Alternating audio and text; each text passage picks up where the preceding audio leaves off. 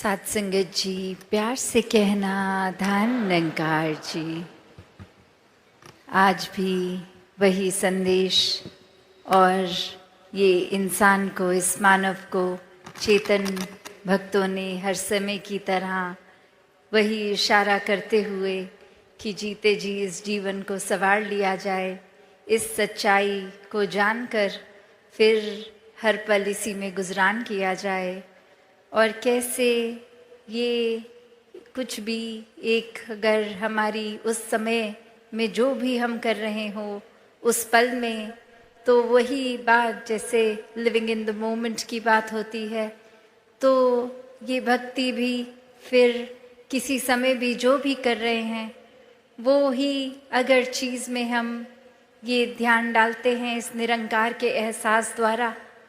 तो वो कार्य भी भक्ति बन जाता है। कैसे एक जो आज भी प्रेरणा में सुना कि ये पहले विषय इस परमात्मा को जानने का है, और जब ये ब्रह्म ज्ञान द्वारा जान लेते हैं, ये विश्वास आ जाता है और ये मान लेते हैं, तो ये एक ही सच, एक ही परमात्मा जिसको देख भी लिया और इसमें यकीन भी हो गया, ये एक भाव और उसके बाद फिर स्वाभाविक ही हो जाता है एक हो जाना। ये एकमिक अवस्था इस परमात्मा के साथ, इस परमात्मा की बनाई हर चीज़ के साथ। तो कैसे एक कहानी भी दासी के ध्यान में आ रही है, जहाँ एक इंसान होता है, वो बहुत ही श्रद्धा से किसी गुरु के पास जाते हैं और वहाँ वो ये बात कहते हैं कि एक बहुत समय से आ तो रहे हैं, आपके प्रवचन भी श्रवण कर रहे हैं, पर ये जीवन नहीं बदल पा रहे। एक जो आप बात करते हैं मध्य मार्ग की कि ये बैलेंस्ड लाइफ वो हो नहीं पा रहा, क्योंकि जब हर दिन के किसी भी कार्य को करते हैं तो ध्यान उसमें चला जाता है, तो ये परमात्मा की सोच ही नहीं आती इस दिल को, इस दिमाग को। और जब परमात्मा के प्रति एक ध्यान लगा लेते हैं तो इस संसार की चीज़ों से ही अपना एक नाता तोड़ने का दिल करता है। फिर दिल करता है कि बस एकांत में ही रहें, कोई हमसे बात ना करे, हम किसी से बात ना कहें, एक अपने सारे कर्तव्यों को भी भूल जाएं, बस यही करते रहें। तो आप तो समझाते हैं कि कैसे ये बैलेंस रखना है कि दुनिया में जीना भी है, समाज परिवार की सेवा भी करनी है, और हर पल में परमात्मा को भी याद रखना है, और ये उपलब्धियों को भी प्राप्त करना है, मेहनत करनी है। और अब इस उपलब्धियों से इतनी सारी चीज़ें घर में खरीद के रखनी है, तो नज़र जहाँ जाती है एक नई डिस्ट्रैक्शन बन जाती है। तो ये अब एक मिक होना है, ये बैलेंस बनाना है, ये तो सीख लिया, पर इस पे अब एक प्रैक्टिकली जिया नहीं जा रहा। और वहीं वो समझाते हैं गुरु कि आपके घर के आसपास आपसे सबसे नज़दीक क्या दुकान है, कौन सी दुकान है, तो वो सब बताते हैं कि एक सब्ज़ी वाले हैं, वो बस बहुत अलग अलग सब्जियां रखते हैं, और अपने तराजू में वो जो भी ग्राहक आता है बताता है कितने किलो को कितनी सब्जी चाहिए, उसको तोल कर दे देते हैं। और फिर वो गुरु कहते हैं ठीक है, अब जाइए उनको ध्यान से ऑब्जर्व कीजिए, ये कण कण में शिक्षा है, तो यहाँ से भी आपको शिक्षा मिलेगी, आप उनके पास जाइए। और अब वो इंसान अपने पड़ोस की ही दुकान पे पूरा दिन बैठता है, देखता है कि हो तो वही रहा है जो मुझे पहले से ही पता था, कि ग्राहक आया अपना सामान ले गया और ये दुकानदार ऐसे ही तोल कर दे रहा है। और जब वो दुकान का समय हो गया और वो रात्रि घर आने का उस दुकानदार का, वहाँ पे रुक के वो एक बात पूछने की कोशिश कि मेरे गुरु ने कहा है, ये शिक्षा मुझे आपसे मिलेगी कि मैं कैसे बैलेंस लाइफस्टाइल में रहूं। तो ये आपकी क्रिया, इससे आप कैसे कर रहे हैं इसके बारे में कुछ रोशनी डालें। ये देखने में तो बहुत सिंपल काम है। तो वो इंसान समझाता है, वो दुकानदार समझाता है अब कि ये कार्य तो बस यही है कि जितने किलो का एक वज़न मैंने एक तराजू में डाला, उतने किलो की ही वो सब्ज़ी उसी दूसरे तराजू की दूसरी ओर ही रख दी। तो उससे ये बैलेंस बन जाता है, तो पता चल जाता है। और इसी से मुझे पता है कि अगर मैं 2 किलो सब्ज़ी बेच रहा हूँ तो वो अंदाजे से नहीं है, तो मैं किसी ग्राहक को एक चीट करके उससे 4 किलो सब्ज़ी का पैसा नहीं ले पाता। वो एक बहुत ही संतुलन बना रहता है, बहुत ट्रांसपेरेंट काम होता है। ग्राहक भी देखता है ये एक ईमानदारी से ही पैसे कमा रहा हूँ। और अब ये बात, और जो हो सकता है उस इंसान को सबकॉन्शियसली तो पता भी थी, पर ये गुरु ने भेजा था तो इतनी बारीकियों से अब समझ आया। और फिर वहीं उपस्थित होके वो अपनी बात यही रखते हैं कि अब ये प्रैक्टिकल लाइफ में ये तो देख लिया कि कैसे एक वो गुण भी अंदर आ गया कि ये धोखाधड़ी ये नहीं करनी है, और साथ ही ये बैलेंस की भी वो बात दुकानदार कर गया। तो यहाँ ये तो पता चल गया कि ये बैलेंस तो ज़रूरी है, और अब बस ये इम्प्लीमेंट कैसे करूं। तो आगे से वो गुरु यही समझाते हैं कि कैसे वो दुकानदार चाहे एक क्रिया रूप में, एक पूरे दिन में, एक कुछ भी, कैसे भी ग्राहक आ रहे होंगे, कोई बहुत ही जल्दी में होंगे, कोई तो ऐसे भी होंगे कि इतने धीरे धीरे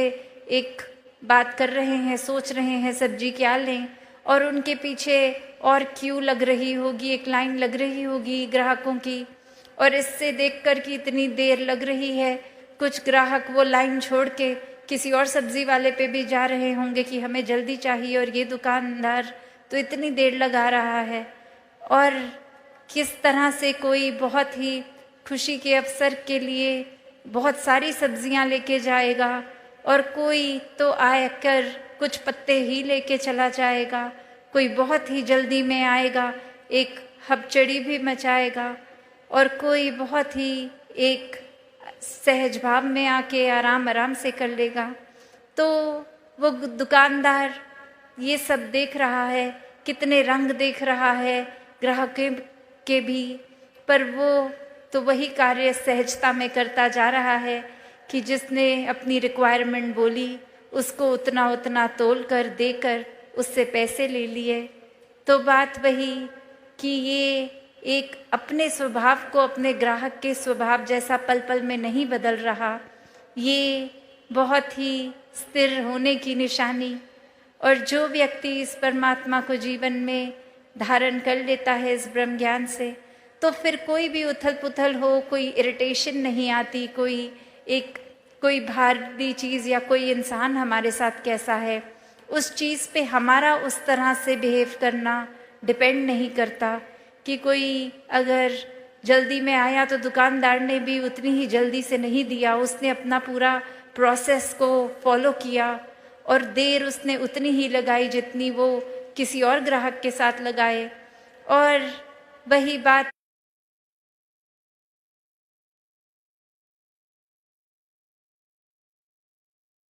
संसार में रहने के लिए भी, कि कैसे एक दुनिया में हम अगर आए हैं तो फिर एक ये जहाँ संसार भी है, और ये बचपन से एक स्कूल में भी बच्चे को क्यों डालते हैं, ताकि शिक्षा ले, कुछ सपने बनाए और सपनों को फिर साकार करे, एक अपने पैशन को फॉलो करे, और फिर ये पैशन फॉलो करते करते धन दौलत भी कमाए, और ये फिर उस तरह से कामकाजी होके अपने लिए आरामदायक चीज़ें खरीदें जिससे जीवन थोड़ा सा एक इजी हो जाए। तो ऐसा करना जहाँ जीवन में मुबारक है, बस बात वही आ जाती है कि सिर्फ ध्यान यही करने में है, या ये करते करते पैरेलली हर पल में उतनी प्राथमिकता अपनी स्पिरिचुअल ग्रोथ को भी दे रहे हैं। और यही वो बैलेंस है, ये अपनी मायावी जीवन और ये आध्यात्मिक जीवन का, जहाँ पे वही बात आती है जो अभी मॉडल भी कुछ दिनों पहले इधर प्रदर्शनी में भी देखा कि ये ज्ञान और कर्म रूपी पंख, ये एक पंख अगर हो कि सिर्फ एक कार्य तो कर रहे हैं, एक हम किसी वजह से प्रभु परमात्मा का नाम तो ले रहे हैं, पर परमात्मा वाकई है क्या, ये परमात्मा की प्राप्ति तो नहीं कर रहे हैं। और वहीं दूसरी ओर ये ब्रह्म ज्ञान रूप की पंख की, एक चिड़िया का एक पंख जो कर्म और दूसरी चिड़िया का ज्ञान रूपी कर्म, और अब ये ब्रह्म ज्ञान ले भी लिया है जीवन में, पर उसको जीवन में इम्प्लीमेंट प्रैक्टिकली नहीं किया जा रहा। अपने जीवन में सारे अवगुण अभी भी वहीं के वहीं रखे हैं। एक अपनी वाणी को कठोर का कठोर ही रहने दे रहे हैं, ये किसी से मधुर स्वभाव अपने अंदर नहीं ला रहे, किसी से प्यार से बात नहीं कर रहे। तो ब्रह्म ज्ञान जीवन में आने के बावजूद भी ये उड़ना कहाँ संभव होगा। वो फिर बात वही कि ऐसा पक्षी जिसके दो पंख हैं, एक ज्ञान का एक कर्म का, वो ही उड़ान भरेगा, क्योंकि ये कर्म भी हैं, ये जीवन में इम्प्लीमेंटेशन भी है,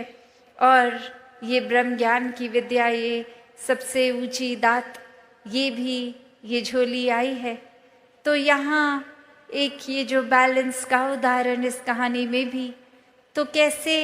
एक सुनने में तो लगता है कि एक शायद बैलेंस अचीव करना जीवन में पॉसिबल नहीं है, क्योंकि हमारा जहाँ मन ये चंचल है, एक तरफ अगर लग जाएगा, एक अगर हमने चीज़ दिमाग में बांध ली तो बस उसी ट्रैक पे उसी को ही सोचता जाएगा और एक चीज़ की इतनी एक्सट्रीम कर देगा, एक अपनी पॉइंट ऑफ व्यू को भी इतना एक्सट्रीम हम मान लेंगे कि हमारे जैसा अच्छा कोई सोच ही नहीं सकता, एक हमारे जैसा अच्छा तो कुछ भी कोई नहीं कर सकता, कोई है ही नहीं इतना अच्छा। कहाँ हम फिर वो बैलेंस दूर दूर तक करते ही नहीं। और ये तो पता ही है, जब एक चीज़ की ही अति होती जाएगी तो फिर दूसरा एक बैलेंसिंग फैक्टर है ही नहीं। तो वो एक हाइट जहाँ तक कोई अगर ऊंचा जाता है, अगर कितनी भी पहाड़ की ऊंची चोटी पे चले जाएं,